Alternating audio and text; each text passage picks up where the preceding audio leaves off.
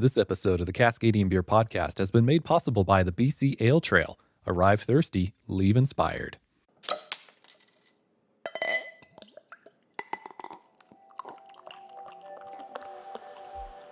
Imagine if all your favorite breweries were on the same street. That'd be pretty nice, wouldn't it? And what if I told you that that existed in Port Moody?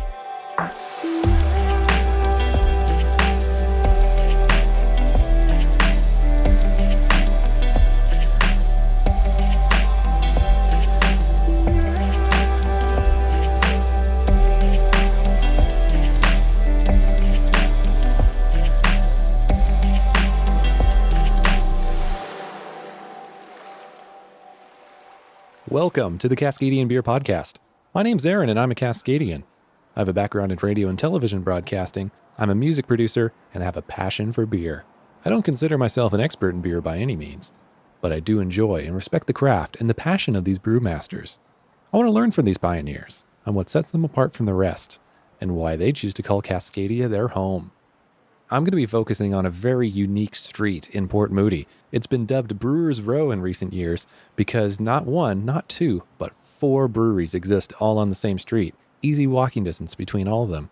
Today, I'll be speaking with 2 breweries from this street, and at a later date, I'll visit the other 2. First up is the first brewery that opened its doors in Port Moody. This being Yellow Dog Brewing. Mike Coghill. My wife and I are the founders of Yellow Dog Brewing. And you are number 1 on the block, right? We were the first brewery to open in Port Moody in 2014. We just celebrated our 3-year anniversary. Yeah, so you were here even before it was even considered Brewers Row, right? That's correct, yeah. When we were here, it was just a bunch of older industrial buildings. We have a bustling park across the street, but yeah, we were the first ones. Why Port Moody? Well, my wife and I had recently had a child, and we decided we didn't want to raise him in downtown Vancouver. We wanted to have a house with a yard and all those special things. And so we decided to move out to Port Moody. And then as we were living in Port Moody and we'd been out here, one part of downtown Vancouver we missed was the being able to walk to breweries and have a little bit more chill atmosphere when you have a beer and the good beer that came out of them. And we had done research to look at opening one in Vancouver, but just it had kind of taken a back seat to the family and everything like that. So we'd like, well, all that research applies to Port Moody. This street is really cool where it's got industrial space really close to residential and park space. And so we thought, it's a great fit. And we met a ton of other people that were in the same boat as us, had families, moved out here. And so we jumped in both feet. So where does the name Yellow Dog come from? Well, my wife's and I's first child was a yellow lab named Chase. And we've always been dog lovers. So we immortalized him in the name of a brewery. The logo actually is an old picture of him that was taken that was turned into a logo. So. Oh, cool. Yeah. All right. So how did beer find you? How did beer find me? Well, that's a good question.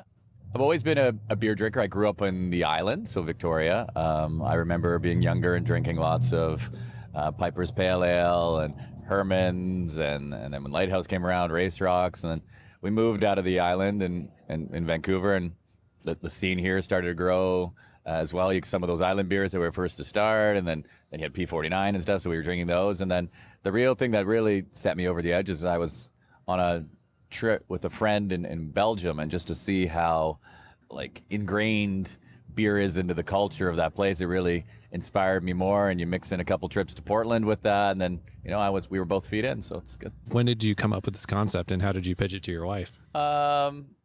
Yeah, it was a gradual sell job for my wife.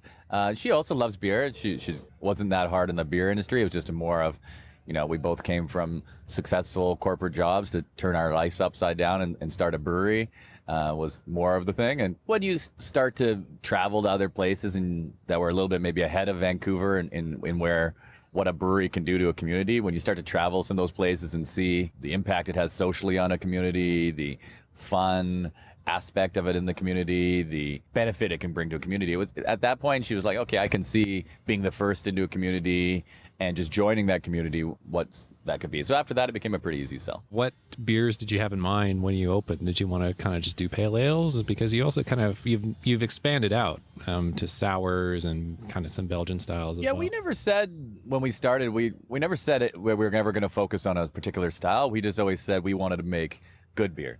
So in that realm, like I've always been I like to try all different types of beers when I go things. I have an appreciation for really all types of beers. I can't really think of any beer style or type that I don't like. If it's done well, then I think it's worth making. And if you can do that well, then it's worth making. And then I'm a firm believer in experimenting. Like if this never maybe done, let's try it. If it's not good, we won't do it again. But if it's really good, then, that's how some of the coolest beers that are out there now have come around. All right. So once this idea is planted, how long did it take to develop, and when did you open your door? What was that time frame? Yeah, even before we moved to Port Moody, it was probably like a year of research on different things of, just what's going to take to open a brewery, what things you need to do, some traveling to see different places and stuff like that. Once we got going, I had a little bit of construction management type background, so it was a little bit easier for me on that end of things. By the time we got the keys, 9 months, 10 months to open the doors. And when you opened the doors, was there a flood of people or? Yeah, we were very surprised by so when we announced that we were opening, the amount of through social media and people stopping by, there was a lot of interest in the brewery. So that made you feel good about the progress that you're making. And then we did like a soft opening. We first opened just to test all the systems out, make sure we didn't not think of something and it wasn't working. And just to see the influx of people on that day and how excited people were for a brewery to open this street, that was pretty rewarding to see. So did you run out of beer? Oh yeah, we ran out of beer many a times in the first little bit. We anticipated that a little bit, like we didn't want some growth, so we invested in a little bit bigger system than some of the other breweries opening around the same time at that time opened with. So we weren't as bad as some have been in the year, but we still ran into a lot of space constraints. So what was the size of the system that you started with, and how big are you now? When we first started, we have a 25 hectoliter brew house, and we started with 3 25 hectoliter fermenters, so you could kind of do 3 beers at a time kind of thing. We now have those 3 same 25s. We have 4 50 hectoliter tanks, and we have 4 75 hectoliter tanks. And was the idea to package your beer in the original idea as well, or were you just wanting to be a tasting room? No, packaging was always in the idea. We actually thought about cans from the beginning. We wanted to do cans. The tasting room was busier than we anticipated right off the bat, so that delayed us packaging. It took us longer to package than we anticipated. So then you have your own packaging line? We do. Yeah, we have our own canning line. All right. And how many days a week is that running? Right now it runs almost 5 days a week. We have lots of different beers coming out, so to keep up with demand, we got to keep it running. Mm-hmm. Now, you have a lot of neighbors around you. Were you a little intimidated when everybody started coming into the neighborhood? No, not really. When we were first opening, as being the first, we ran into the guys from Moody Ales right off the bat. We found out about each other. We were all asking same places, asking the same questions. So we kept hearing about each other. So it allowed us to, as we were encountering roadblocks, you could bounce ideas off someone that was doing the same thing, see what they did. So it was actually pretty helpful in the beginning to have another one opening around the same time. Plus we had other good friends and Steel and Oak and Four Winds and stuff like that, Daggerad, that were going through the same things fairly close to us. So it's a pretty tight-knit community that way. So we knew that Moody Ales is right down that. When you first heard about it, you're like, oh, really? You're doing the exact same thing on the exact same street? Like, that's interesting. But we saw when Moody Ales opened, it was great. And then shortly after that, we found out about Twin Sales next door. That was a little bit of a shock. You're literally opening next door. But seeing the people and the excitement that there was for it, we thought it was okay. And then came Parkside, and we're like, well, based on what we've seen so far, there's more room. So in the end, we weren't really intimidated. You're apprehensive and how's this going to work, but we all have a very good working relationship together. So that has also helped us promote Port Moody as more of a place to come to drink beer and work together to bring more people to Port Moody. And then couple that with the SkyTrain extension that came out around that time. And that's helped a lot too. Yeah, because for me, Port Moody's really become like a real destination now for, I want to have a nice weekend with friends and I want to try a couple different beers, and there's some options all on the same street. So it makes it all easy. Yeah, it's really a 5-minute walk between you can do all the breweries within 5 minutes of walking, and you're 5 minutes away from a SkyTrain. So it's an easy destination, and we all do similar yet different things. The experiences in each tasting room is slightly different. The ambiance is different. The one, I guess, core feature that's the same is, we all pride ourselves in showing people how good Port Moody can be and how good the beer scene in Port Moody can be. So. Right. So what is coming down the pipe for you guys? Is there any expansion, or are you just kind of happy with your size at the moment? Yeah, no, we're expanding. We got a few more tanks on the way. We have a new canning line coming, fooders coming. What else? There's something else coming, but there's more expansion coming. We've invested over the last couple of years a lot of time, effort, and some money into barrels and stuff like that. So the next couple of months here, you'll see our first barrel-aged beer come out. Yeah, those are the things that are coming down the pipe. So if somebody was wanting to go down them past themselves, what would be some advice that you'd give them if they wanted to open their own brewery in their own local community? My advice would be is make sure you love it. Don't get into it for the wrong reasons. Breweries are a lot of work. And if you're passionate about what you do, and I think that's not just breweries, it's anything. If you're passionate about what you do, then you'll love it and you'll come to work every day. Do your research, understand things. When you think you've done all your research, do it again. And then talk to as many people in the industry as you can to get a real good feel of, that this is maybe what worked for them, but this is what worked for them. And take a little bit of that from everyone and then be authentic to yourself and to your community. And if somebody was to come here for the first time, what would be the thing you'd want them to leave with most as an experience here? Well, first off, we always want people to leave with, impressed with the quality of beer. So when we started a brewery, the first aspect was for beer. So we wanted you to have the best experience with our beer, understand it, and hopefully there's beer that every type of person like. We try to keep a wide enough selection of that. The second one is we want you to look at it and see the kind of community that we're trying to build in the brewery. So friendly staff, friendly customers. We're not a nightclub. We're here family friendly. So, bring your kids, bring whatever you can and just have a good time. And that's what we're looking to do. Big thank you to Mike for his time. It's always a busy day at that brewery, so I really appreciate him taking the time out to sit out on the bench in the back and have a chat with me. So thank you so much, Mike. Really appreciate it. Now, I'm going to walk down Brewers Row to our next brewery. But before I do, I just want to share with you how much I love Port Moody. It's such a beautiful location with lots to explore. In fact, the BC Ale Trail has a great 2-day itinerary you can check out on their website. I actually used the BC Ale Trail while making this episode to find a great place to have lunch. And it's not just Port Moody. The BC Ale Trail showcases many parts of the province. At bcalestrail.ca, you'll find recommended itineraries and a comprehensive list of every craft brewery in BC. There's also a calendar of beer events and a blog with lots of great stories. The regional ale trails include local breweries, pubs, and restaurants, along with outdoor activities in the supernatural landscapes that surround them. So whether you're planning a weekend trip or being a tourist in your own town, let the BC Ale Trail guide you to your next beer adventure. Arrive thirsty, leave inspired at bcaletrail.ca. So at the very end of Brewers Row, I come to the second brewery to open here in Port Moody. This is Moody Ales. Your name is? Adam Crandall. And what's your title here? Yeah.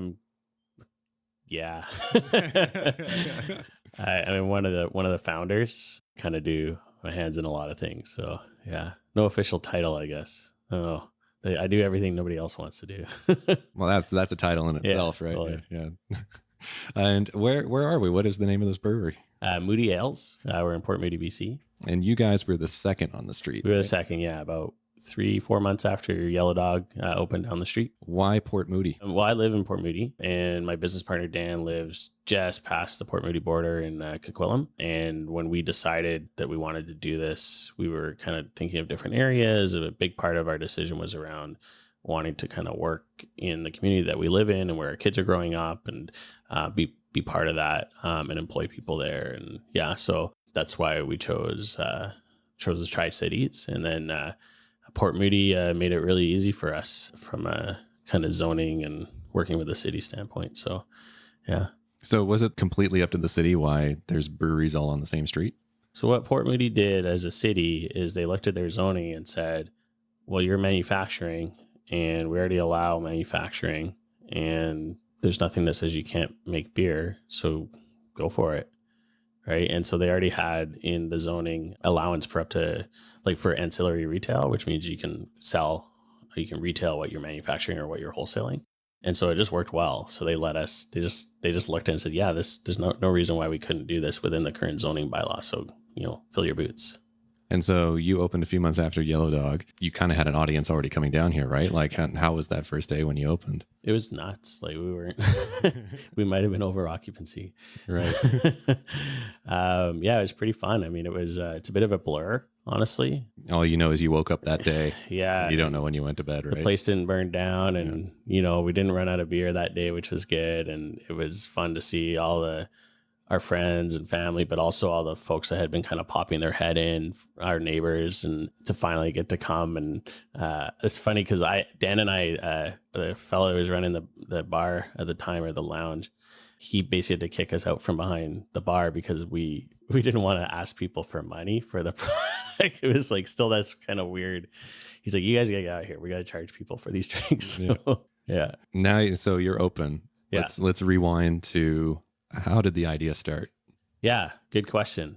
It was almost actually 4 years ago this past week. Dan and I were down at the Oregon Brewers Festival with a few of our buddies from work. So we used to work together, the same company. I'd been homebrewing for about 2 years before that, and I got Dan into it a little. Well, I got him into craft beer, and I've been talking to him about brewing, and he was starting to kind of come and hang out for some brews. And so we went down there just to have fun. But of course, when you get a bunch of guys drinking craft beer, we start talking about like, oh, wouldn't it be awesome if, and we kind of had like shrugged off the opening a brewery. Like, yeah, that sounds like a lot of, like, we had good jobs in IT, and we're like, yeah, that sounds like maybe a lot of risk.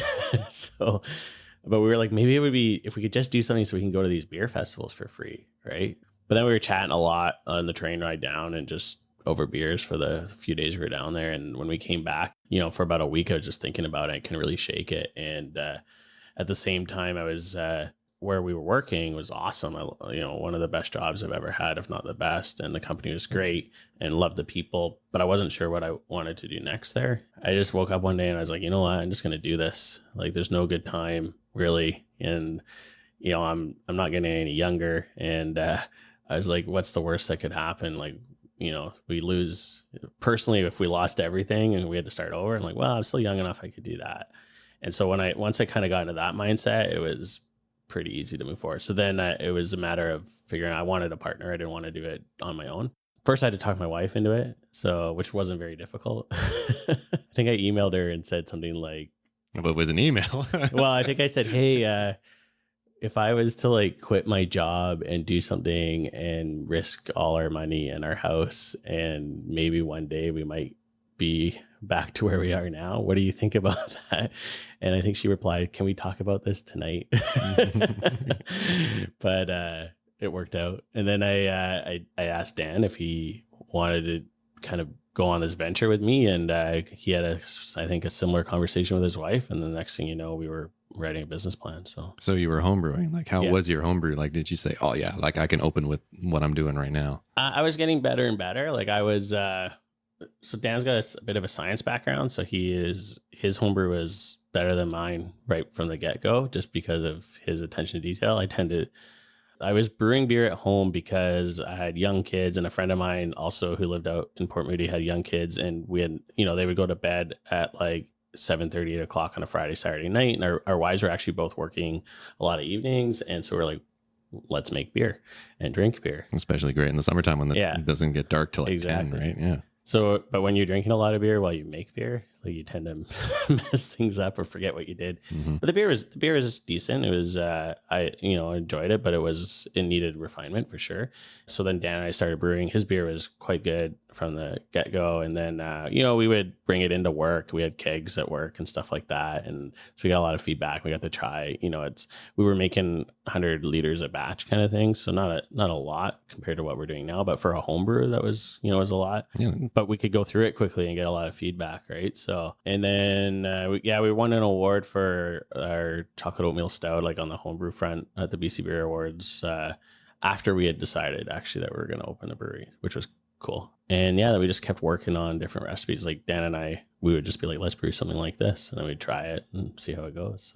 So did you have in mind like a particular style of beers that you wanted to open the brewery with? I mean, the cliche answer is we wanted to brew what we wanted to drink, right? But I think everyone says that because it's true, right? Like, I'm not going to brew a bunch of beer I don't want to drink.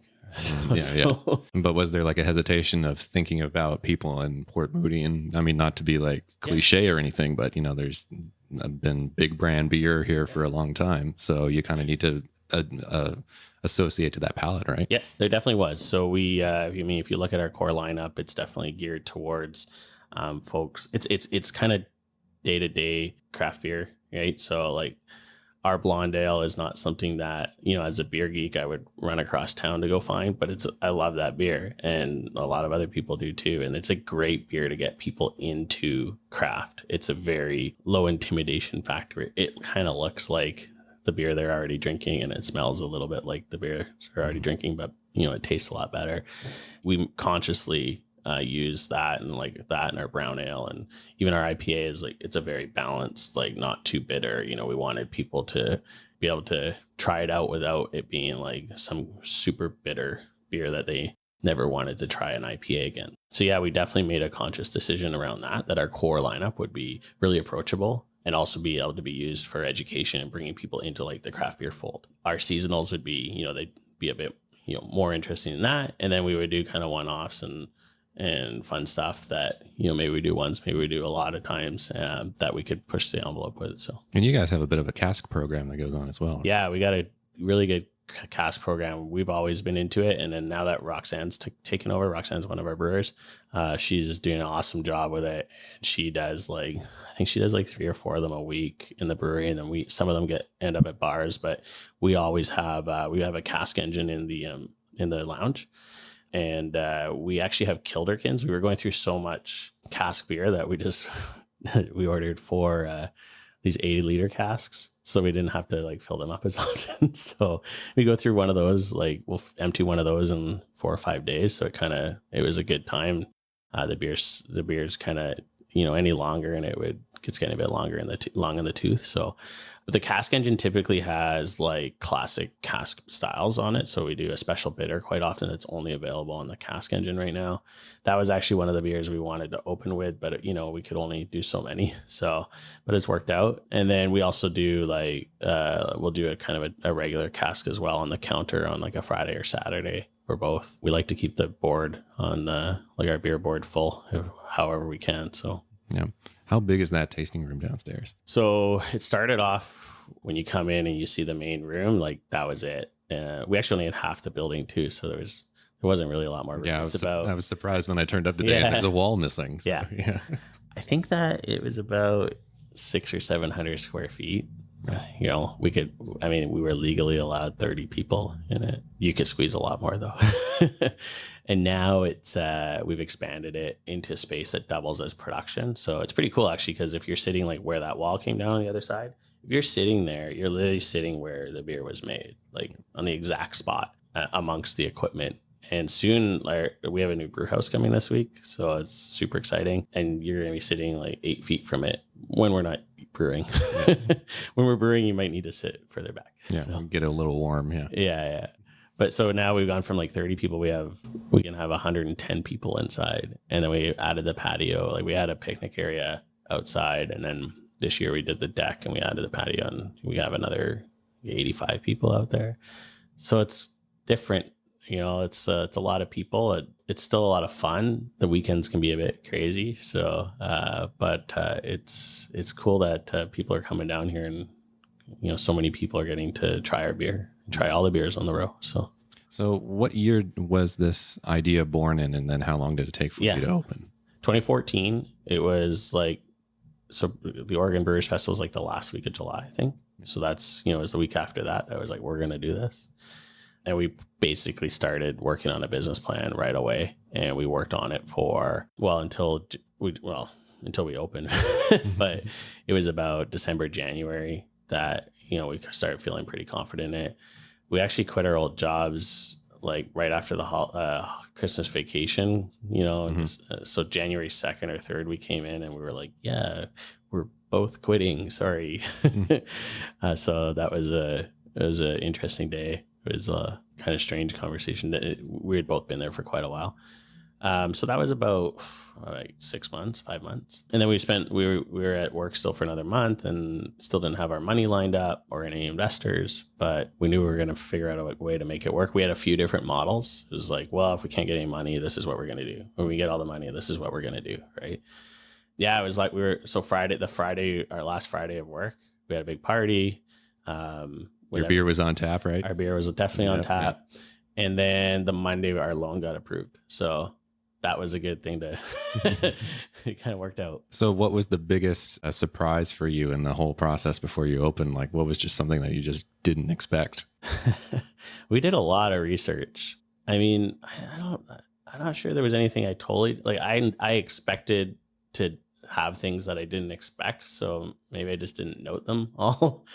Honestly, I didn't expect it to be so easy to work with the city of Port Moody and even liquor licensing. Like, we had heard all these horror stories, and it really wasn't that big a deal for us. I shouldn't tell people this because that's what scares a lot of people off, I think, from opening a brewery. But it was, we kind of approached it with a mindset of like, look, these, we know what we're getting into. We're regulated by 4 levels of government, and we're not going to change anybody's minds here or change the rules. So figure out what the rules are and then just work within them, right? So that was a bit surprising, honestly. Yeah, I mean, I knew we would open later than we thought.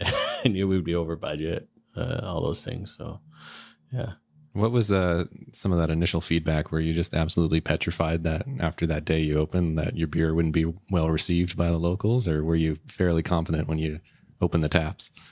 Well, coming from like home brewing, and we never, like, Dan spent some time at some other breweries, like getting some experience working on bigger equipment and getting, just some real life experience. But you're still like, this was really personal to us. Like, these were our recipes and our beer that we made. And Dan and I were here for 5 months, like literally covered in dirt. Like we touched every square inch of this brewery. We knew where every wire was, every pipe. We dug pretty much all the holes. And so we were exhausted, but also just this really personal kind of creation of ours. And so, yeah, like, you're like kind of hoping people like it, right? And when most breweries open, the first batch or two, people are like, we always say, well, try the beers and then try them again in a few months when people get used to their system and everything. And yeah, like our first batches were, although people liked them, they weren't exactly where we wanted them. And so we just kept working. That was just part of like getting to know our equipment and whatnot. And it's definitely terrifying. But it worked out, right? Like, and well, you won a couple of awards as well, right? Yeah. People liked the beer, and we won some awards, the BC Beer Awards last year, and some other, like, I can't keep track. It's there's always something going on where there's an award or judging or something. Yeah. Once you opened and Yellow Dog was here, yep, you guys are here. When the other guys popped up, were you a little hesitant of thinking that the area might have been diluted too much, or were you nervous about the competition? Or? Yeah, I mean, it's been 2 years, so I mean, for sure, I think we were like, oh, is there enough business? And then we were like, yeah, this is probably not a bad thing. When we opened, the Yellow Dog, they got busier, and we were busy as well.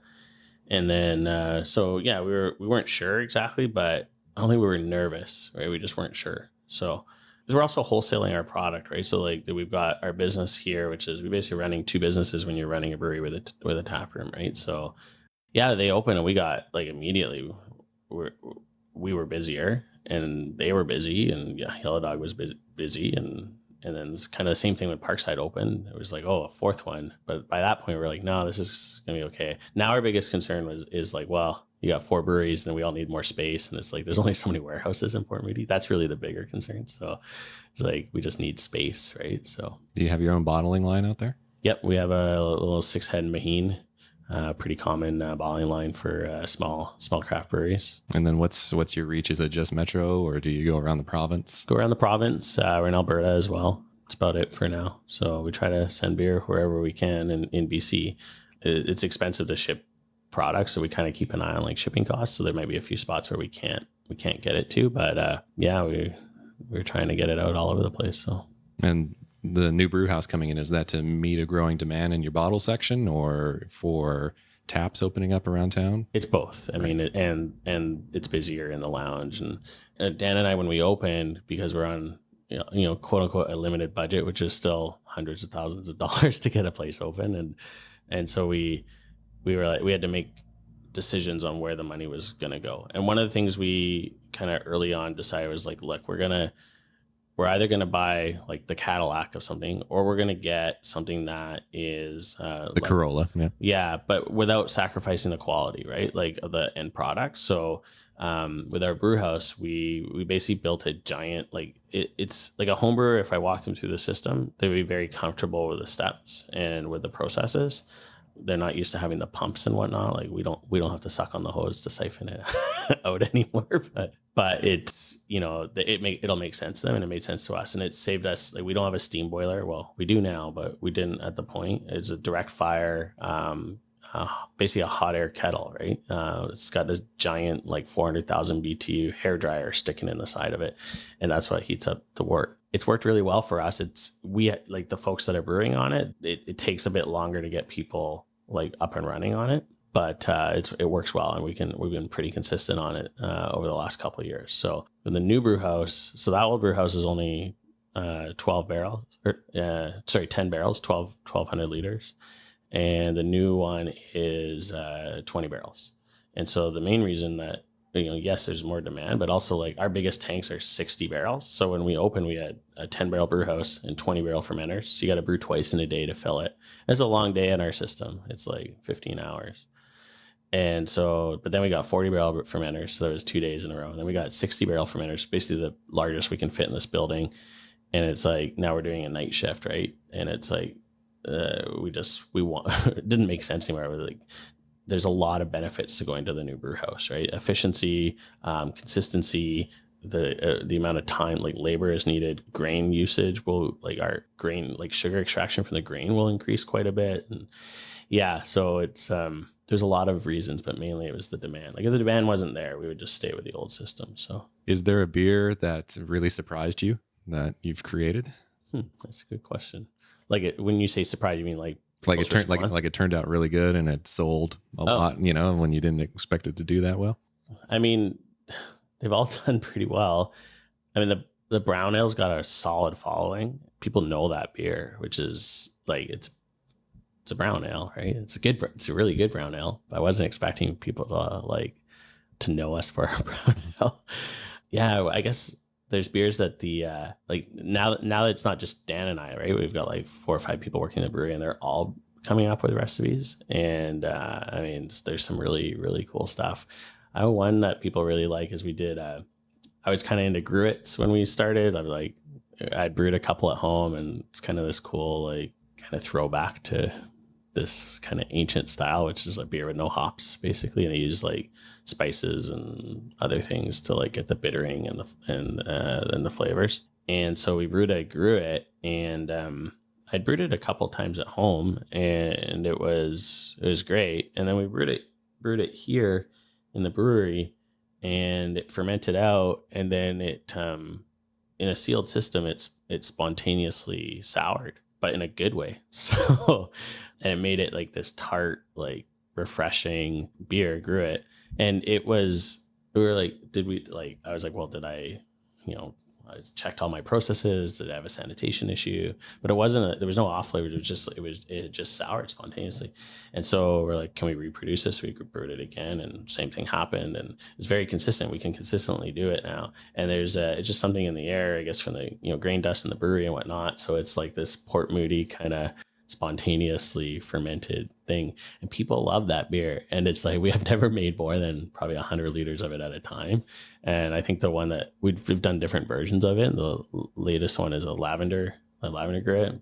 People really, really like that beer, and so people know us for that. And we've only had it in the lounge maybe 4 or 5 times in 3 years, right? So you know, stay tuned. Hopefully we'll have tank space to make a whole bunch of it. So who's inspiring you? Like, not necessarily in Port Moody, but I mean, if they are great, but who inspires you with what they're doing to feed that back into your own brewery? Yeah, it's a good question. I mean, who inspires me, and then same for Dan, and all our brewers, because we don't operate here like, I create the recipes and you're going to brew what I say you're going to brew, right? Like everyone has input, and actually we're trying to get everyone to have a beer or two that they came up, like there's recipe that we brew. So like our Vienna lager was our head brewer Robbins, and the huge citrus we just did was Show, who runs our pilot system. And I mean, for me, I get into these, like, I think like any craft consumer, or, craft beer fan, you kind of get into these phases where you're like, I'm going to go drink every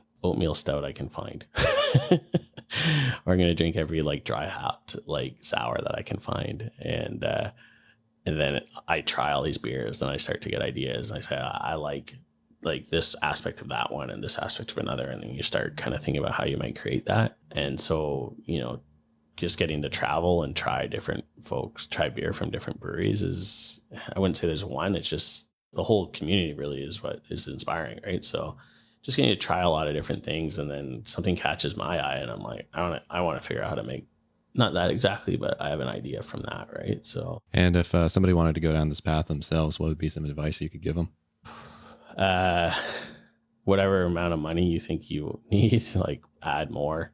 And I mean, just make sure you're in this for the right reason, right? Like, we get weekly somebody emailing saying, hey, I want to open a brewery. Dan and I have gotten pretty good at asking a few questions to figure out why and what research they've done and kind of how far along they are, and figure out, okay, because we want to help. We've helped lots of folks, right? But we got to be careful about, we're really busy, and just like anyone running a small business. And so we have to be careful about where we put those kind of limited resources. So just making sure someone's kind of in it for the right reason and understands what they're getting into. So I would say, like, if you want to go start opening a brewery because you're going to make a ton of money, like, just stop right there. That's not the reason to do this, because everyone sees everything coming in, but there's just as much going out the other side, right?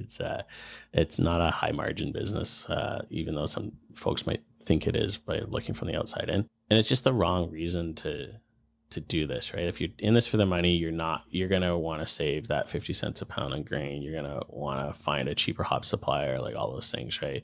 I mean, you're running a business, so you need to balance these things, but you got to be in this for the beer, right? So, and then just ask as many questions and do as much research as possible, and write a business plan. Like, you need to sit down and think, like, visualize being in the finished place.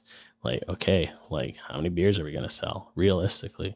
How are we going to sell our product in a busier and busier marketplace? Like, how many taps realistically can we find in a, yet again, more competitive marketplace? Just be realistic about that, and don't be afraid to kind of be modular around how you're going to build out. Like, you don't need to do everything up front. You can add on as you see the business coming, right? So, yeah.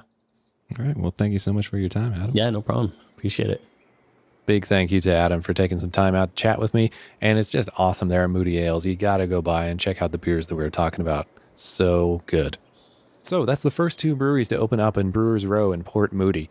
And in a later episode, I'll be chatting with the other two that have opened up, Twin Sails and Parkside. So that's at a later date. So be sure you're subscribed to the Cascadian Beer Podcast wherever you listen to podcasts so you don't miss that episode. I want to thank the BC Ale Trail once again for sponsoring this episode and making it all possible. Check them out at bcaletrail.ca. Thank you so much for listening to this episode of the Cascadian Beer Podcast. If you want to follow us, you can on Facebook at facebook.com/Cascadian Beer. We're on Twitter at Cascadian Beer, and we're on Instagram at Cascadian Beer Podcast. If this is your first time here, be sure you're subscribed on Apple Podcasts or your podcatcher of choice. And if you like this episode as well, why not leave us a review if you can on wherever you listen to this podcast. Thank you again for listening. You can check us out at cascadian.beer. That's the website where you can find all of our previous episodes and more. Until next time, remember, support your local.